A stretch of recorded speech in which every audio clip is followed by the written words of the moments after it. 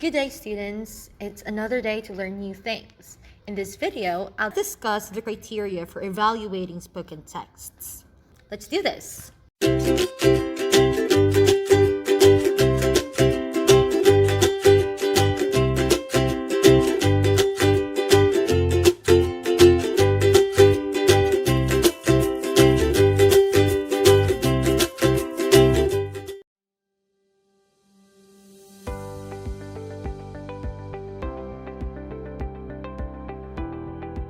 What is fluency?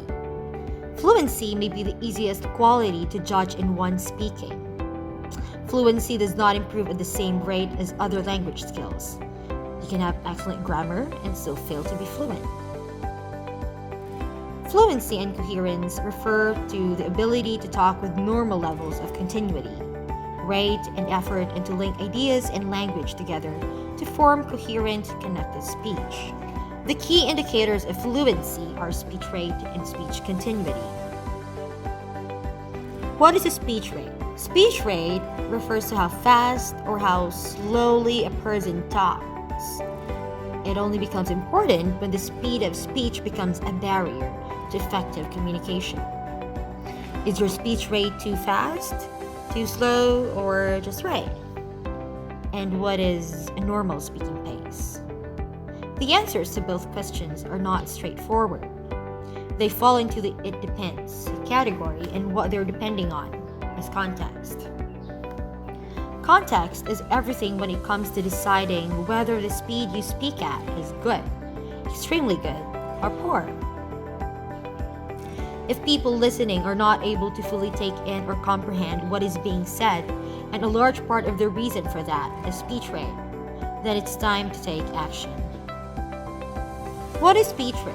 How is it calculated? Speech rate refers to a person's habitual speaking speed.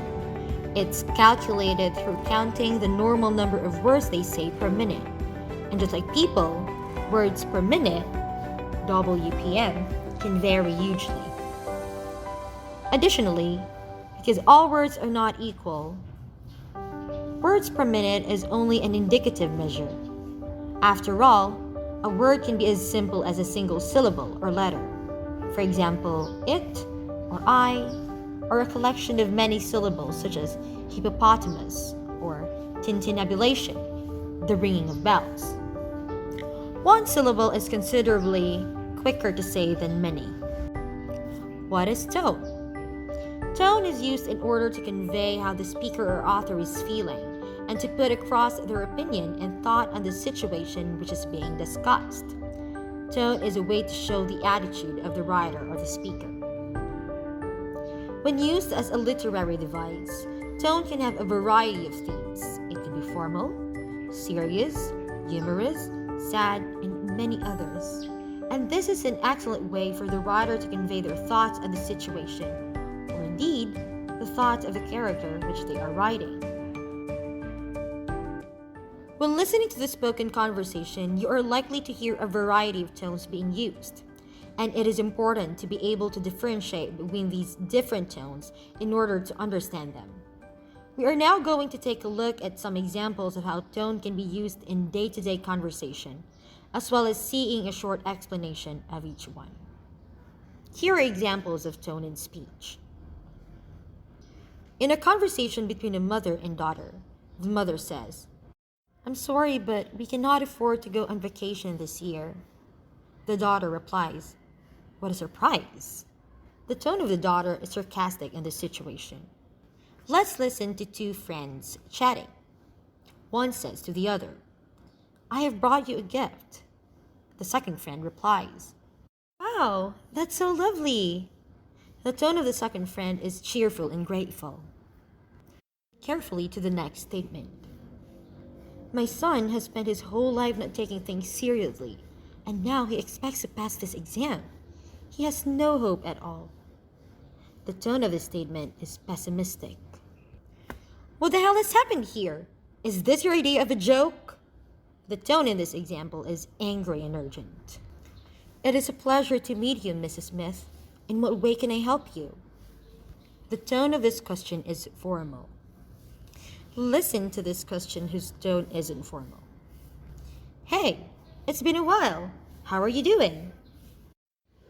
When I see her, I'm going to kill her. The tone of the statement is threatening and sinister. Two friends are talking, and the first one says, "It isn't long now until we go to the concert. Are you looking forward to it?" The second friend replies, "You have no idea how excited I am. I have been waiting to see this singer for my whole life. I could burst." The tone of the reply is excitable and joyful. Let's listen to the statement whose tone is casual. "The way I see it is that if something isn't done about this crime wave, the whole city will be up in arms before long." The other criteria is coherence. What is coherence? It is one of the two qualities that give a written or spoken text unity and purpose. The other is cohesion. Coherence refers to the general sense that a text makes sense through the organization of its content. In writing, it is provided by a clear and understood structuring of paragraphs and sentences in writing. The key indicators of coherence are logical sequencing of sentences, clear marking of stages in a discussion, narration or argument, and the use of cohesive devices, for example, connectors, pronouns, and conjunctions, within and between sentences. Let's listen to this example. A learner's argument essay is coherent because it has a structure that gives unity and follows an accepted form. It begins with a statement of belief, gives opposing arguments, refutes these, and summarizes in a final paragraph. In the classroom, coherence in written work and extended speaking, like presentations, can be practiced by looking at suitable organization of content and by planning exercises. The last but not the least criteria is correctness. Spelling, punctuation, grammar, and style are often the primary concern of many writers. That's a holdover from school days where teachers emphasized correctness. Correctness, making the text conform to the conventions of standard written English. In prescriptive grammar, correctness is the notion that certain words, word forms, and syntactic structures meet the standards and conventions, that is, the rules, prescribed by traditional grammarians. Contrast correctness with grammatical error.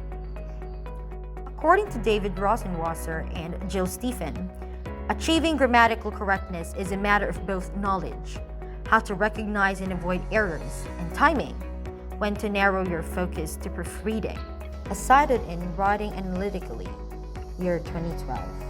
In this video, we learned about the 4 criteria in evaluating spoken text. Thank you for listening until this point. Good job, student, and good luck for your assessment.